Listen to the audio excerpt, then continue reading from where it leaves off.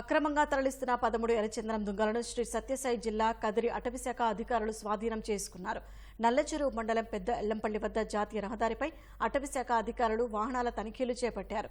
2 నిందితులు పరారయ్యారని పోలీసులు గుర్తించారు. కేసు నమోదు చేసి దర్యాప్తు చేస్తున్నామని అటవీశాఖ అధికారి గుర్రప్ప తెలిపారు. మన నల్లచెరువు పెద్ద ఎల్లంపల్లి దగ్గర చెక్ చేస్తుండగా ఒక బండి వెళ్ళిపోవడం జరిగింది.